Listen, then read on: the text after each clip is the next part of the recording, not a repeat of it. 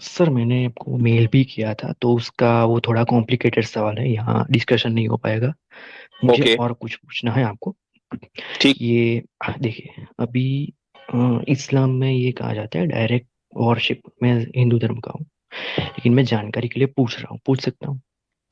اسلام میں یہ کہا جاتا ہے کہ نہیں تھوڑا زور میں سے بولی. ہاں، تو یہ کہا جاتا ہے کہ جو عبادت آپ لوگ کرتے ہیں وہ اللہ کی کرتے ہیں، تو بیچ جی میں کوئی آتا نہیں ہے. تو جیسے مورتی پوجا میں یہ لاجک ہے کہ بھائی بیچ میں کوئی نہیں آنا چاہیے، ایشور اور انسان کے بیچ. تو میں نے یہ سنا ہے کہ اس میں بھی جو ہے جن جو ہے آپ کی پرارتھنا عبادت اوپر تک پہنچاتے ہیں، تو یہ لاجیکلی مطلب کیسے ہو سکتا ہے یہ؟ نہیں، یہ آپ نے غلط سنا ہے کہ جن ہماری عبادت اوپر تک پہنچاتا ہے. یہ کہاں ہوں لکھا ہے؟ یہ کسی بھی مسلمان کا عقیدہ نہیں ہے. یہ ضرور ہے کہ ہم جو نیک اعمال کرتے ہیں جو خدا کے علم میں ہیں، ان کو ہماری سہولت کے نہیں، ہمارے گواہی کے لیے، تاکہ قیامت کے دن گواہی رہے، خدا تعالیٰ نے فرشتے متعین کیے ہوئے ہیں کہ وہ ان اعمال کو لکھتے رہتے ہیں. وہ ان اعمال کو لکھتے رہتے ہیں، وہ ہمارے ریکارڈ کے لیے. ایسا نہیں ہے کہ اللہ تعالیٰ کو پتا نہیں ہے کہ کون عبادت کر رہا ہے کون عبادت نہیں کر رہا ہے. تو فرشتوں کا کوئی واسطہ، جنوں کا تو کوئی واسطہ ہے ہی نہیں. فرشتوں کا یہ اتنا کردار ضرور ہے کہ ہم اچھے یا برے، وہ برے کام بھی لکھتے ہیں اور اچھے کام بھی لکھتے ہیں. جو بھی ہم کریں گے وہ لکھتے ہیں، وہ ریکارڈ ہو رہا ہے. چونکہ قیامت کے دن جب ہم پیش ہوں گے تو اگر کوئی شخص انکار کر دے گا نہیں یہ کام تو میں نے نہیں کیا تھا، تو فرشتوں کا جو لکھا ہوا ہے وہ اس کے سامنے پیش کر دیا جائے گا کہ ایک ایک چیز ریکارڈ ہو رہی ہے.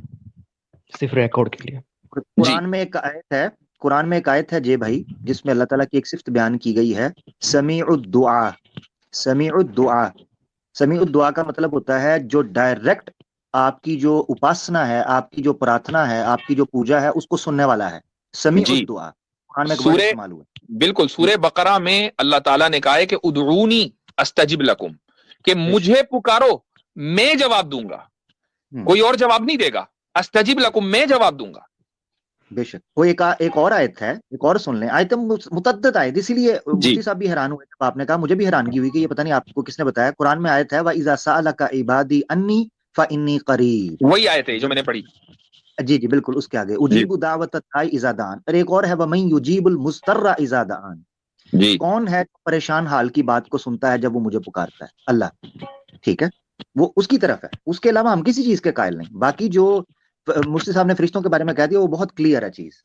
نہ کبھی ہماری عبادت میں ان کا نام بھی نہیں آپ کو ملے گا کبھی بھی جی، یعنی ہماری یہ بات. جوشی بھائی، یہ جو میں نے آپ کو بات بتائی ہے نا، یہ ایک عام مسلمان بھی یہی عقیدہ رکھتا ہے. یعنی آپ کسی بھی ایک معمولی مسلمان سے جو مسجد جاتا ہے، یعنی جس نے کبھی نماز نہیں پڑھی اس کی تو بات نہیں ہو رہی ہے، وہ کچھ بھی سوچ سکتا ہے.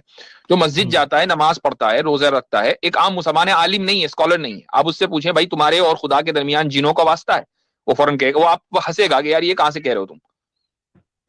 ٹھیک ہے سر. بلکہ جنوں کے واسطہ ڈالنے کو جوشی بھائی، بلکہ جنوں کے واسطہ ڈالنے کو قرآن میں شرک کہا گیا ہے. سورہ جن ایک نازل ہوئی ہے، اس میں کہا گیا ہے کہ بعض مشرکین جو ہیں وہ جنوں سے استمداد اور استعانت کا مطالبہ کرتے، استغاثہ کرتے تھے. اللہ نے اس کو سختی سے منع کیا. ٹھیک ہے، اور ان کو بھی مخلوق قرار دیا کہ وہ بھی تمہاری طرح مکلف ہیں. وما خلقت الجن والانس الا لیعبدون.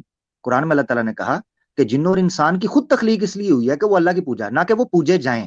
سمجھ رہے ہیں؟ دو چیزوں میں فرق ہے. بہت شکریہ. ٹھیک ہے. اور مفتی صاحب ذرا پلیز میل پڑھ کر جواب دیجیے گا، شاید اور آپ آپ کو برا نہیں لگے گا. سوری برا لگا ہو تو برا نہیں نہیں لگے گا آپ کو. نہیں میں نے شاید آپ کا میل چیک بھی نہیں کیا، تو اسی نام سے جے جوشی ہی کے نام سے اگر میں سرچ کروں اپنے ای ہاں میل ہاں، پر. ہو جائے گا ہو جائے گا. ٹھیک ہے، میں انشاءاللہ چیک کرتا ہوں. ٹھیک شکریہ. ہے، تھینک یو تھینک یو.